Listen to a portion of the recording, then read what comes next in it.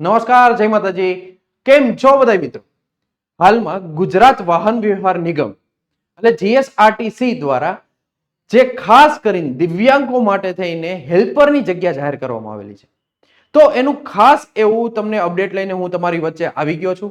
શું છે, કેટલી જગ્યા છે, કેટલું શૈક્ષણિક લાયકાત છે, શું છે, બધા કેટલા ફોર્મ ભરી શકે છે, એ બધાનું પ્રોપર ડિટેલ જેટલી જરૂરી છે બધી જ માહિતી લઈને હું આવ્યો છું. તો બધી જ વસ્તુ વ્યવસ્થિત સમજી લેજો જેથી તમને કોઈ પણ જાતનો વાંધો ન આવે. ક્યાંથી ફોર્મ ભરાઈ જશે? તમારે ફોર્મ ભરવા માટે તમારે ખાસ કરીને જીએસઆરટીસી ની જે વેબસાઇટ છે એ વેબસાઇટનો ઉપયોગ કરવાનો થશે. એ વેબસાઇટ છે https://gsrtc.in ઉપરથી તમારે ફોર્મ ભરવાનું થશે. પણ એની જે કક્ષા છે હેલ્પર કક્ષાની છે અને 5 વર્ષ સુધી ફિક્સ 21,100 તમારો પગાર રહેવાનો છે. કેટલી જગ્યા છે? 297 જગ્યા ઉપર. આ કેટલી ખાસ કરીને યાદ રાખજો, 297 પોસ્ટ ઉપર આ ભરતી આવેલી છે. આ ભરતી એવી સારી એવી ભરતી કહેવાય હેલ્પર બાબતની. કોણ જણા ક્યારથી ફોર્મ ભરાશે? 13/2 મતલબ કે 13/2 એટલે આજથી ફોર્મ ભરવાના શરૂઆત થઈ ગયા છે. ક્યાં સુધી ભરાશે? 1 મહિનો માટે 12/3 સુધી તમારા કન્ટિન્યુ ફોર્મ ભરાશે. રાતના 12 વાગ્યા સુધી તમે એ ફોર્મ ભરી શકશો. બરાબર છે. હવે વાત કરી કે કઈ કેટેગરીમાં દિવ્યાંગ કેટેગરી 4 અલગ અલગ આવે. એમાં કઈ કેટેગરીમાં કેટલી જગ્યા છે કે એ કેટેગરીમાં જે આવતા હોય એ કેટેગરીને ડિસેબિલિટી હોય જેને એમાં 131 જગ્યાઓ છે. બી કેટેગરી છે એમાં છે 62 જગ્યાઓ. સી કેટેગરી છે એમાં 35 જગ્યાઓ છે અને ડી અને ઈ કેટેગરીમાં જે આવતા હોય એના માટે 69 મતલબ 69 જગ્યાઓ છે. એટલે બધી કેટેગરીમાં તમારે સ્પેશિયલ કેટેગરીઓ જે લાગુ પડતી હોય એની વસ્તુ લાયકાત પ્રમાણે તમને આ ફોર્મ ભરવાના થશે. બરાબર છે. વય મર્યાદા શું છે એ ખાસ ધ્યાન રાખજો. વય મર્યાદા ઉપર જોજો કે 18 થી લઈને 35 વર્ષ સુધીના કોઈ પણ જણા છે એ તમે ફોર્મ ભરી શકો છો. અને દિવ્યાંગતાની કેટેગરીમાં ખાસ મહત્તમ જે તમારા યર છે એ 45 છે. ઘણામાં તમારે કેટેગરી વાઇઝ તમને છૂટછાટ મળતું હોય છે. એ પ્રમાણે મહત્તમ તમારી જે ઉંમર છે એ 45 છે. બરાબર છે. શૈક્ષણિક લાયકાત ખાસ કરીને જે શૈક્ષણિક લાયકાત છે એ સરકાર માન્ય આઈટીઆઈ નો કોર્સ કરેલા હોય. કેવા કેવા કોર્સ છે કે mechanical motor vehicle, mechanical diesel કે જનરલ મેકેનિક, ફિલ્ટર, ટર્નર, ઇલેક્ટ્રિનિક્સ, પછી સીટ મેકેનિક, એવા બધા જ કોર્સનું તમારું આમાં કોર્સ કરેલો હોય એ કોર્સનું માન્ય ગણાશે. બરાબર છે. હવે એના પછી આના ઉપરથી તમારું મેરિટ બનશે. તમારું જે આ લઘુત્તમ જે તમારી શૈક્ષણિક લાયકાત છે એનું 70% આમાંથી મેરિટ બનશે. જે હેલ્પરની ખાલી નોર્મલ ભરતી હતી એ જ પ્રમાણે તમારું મેરિટ બનશે. પેલા શૈક્ષણિકતાના જે તમારી ટકાવારી હશે એ 70%માં કન્વર્ટ કરશે અને એ 70%માંથી જેટલું આવશે એ તમારે એલિજિબિલિટી થવા માટે જરૂરી બનશે. પેલા એ વસ્તુ થશે. અને વધારે તમારે ગુણ જોતા હોય અગ્રતા શૈક્ષણિક લાયકાત માટે શું હોય? તમારે એપ્રેન્ટિસ કરેલું હોવું જોઈએ. કેમાંથી? સરકારી, અર્ધ સરકારી, જાહેર સરકારી, સહાયક, એવી જે તમારે છે એમાં તમે એપ્રેન્ટિસ કરેલું હોવું જોઈએ. મતલબ એક્સપિરિયન્સ એક ટાઈપનો હું કહું તો પણ ચાલે. બરાબર. એપ્રેન્ટિસ કરેલું હોય છે તો એને બીજા એક્સ્ટ્રા માર્ક મળવા પાત્ર છે. બરાબર છે. હવે જો કઈ રીતનું છે સીધી ભરતી છે પણ કઈ રીતની છે સીધી ભરતી છે એમાં વેઇટિંગ જે ગુણ છે વેઇટેજ ગુણ કેવી રીતે છે કે શૈક્ષણિક લાયકાત જે મેં તમને વાત કરી શૈક્ષણિક લાયકાત આઈટીઆઈ કરેલું હોય છે એના 70% તમારે જે એમાં પર્સન્ટેજ આવ્યું હોય છે એના 70%માં કન્વર્ટ કરશે અને એના જે માર્ક આવશે એના પ્રમાણે તમારું આખું લિસ્ટ તૈયાર હશે.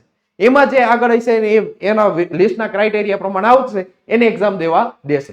પણ એમાં વધારે તમારે ગુણ જોતા હશે તો તમારે મેં કીધું કે તમારે એ વસ્તુ ડિપેન્ડ કરશે કેના ઉપર કે તમારું જો એપ્રેન્ટિસ કર્યું હશે તો વધારે તમારે ગુણ મળેલા હોય ત્યારે 55% એના ગુણ છે જે તમારી શૈક્ષણિક લાયકાત છે એના અને 15% છે જે એપ્રેન્ટિસ કર્યું હોય એના. બરાબર. બાકી પછી તમારી જો આમાં તમારા સારા એવા ગુણ થયા પછી તમારે OMR પદ્ધતિની એક્ઝામ દેવાની થશે. પછી એક્ઝામ આવશે. પેલા તો આનું જ ક્રાઇટેરિયા લાગુ પડશે. એમાં તમારે સિલેક્ટ થયા પછી OMR પદ્ધતિ. OMR નું તમારે 100 માર્કનું પેપર હશે એમાં 30% ગુણ તમારે કન્વર્ટ કરવાના થશે.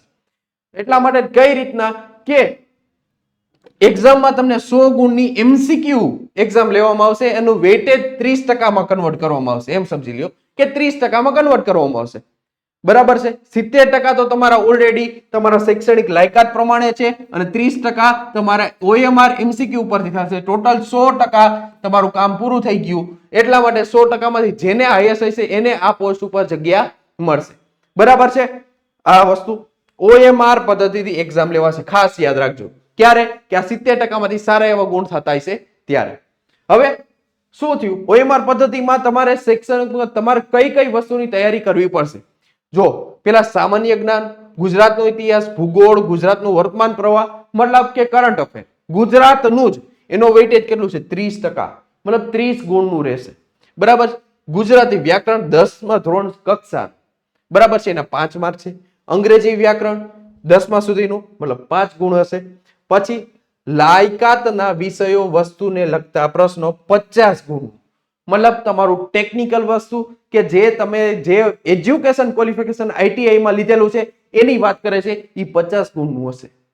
બરાબર છે. અને છેલ્લે આવશે કોમ્પ્યુટરનો ઉપયોગ પાયા, મતલબ કે 10 ગુણનું એ હશે. ટોટલ 100 માર્કનું તમારું પેપર હશે.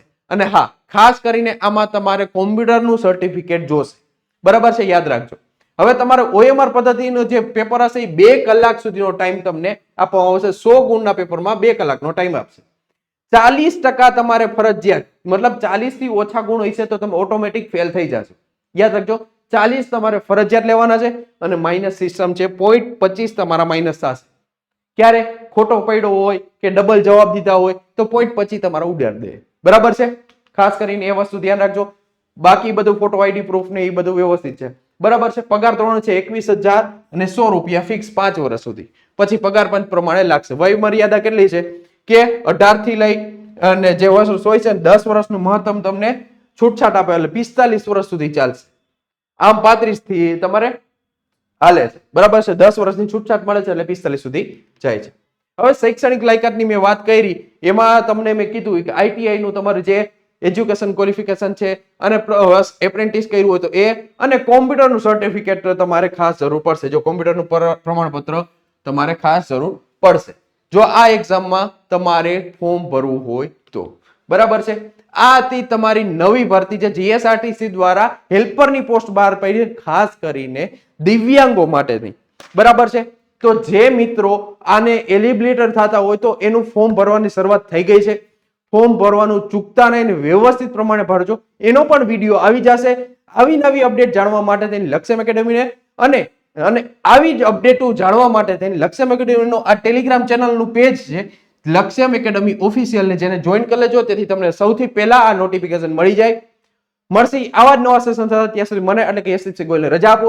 જય હિન્દ, જય ભારત.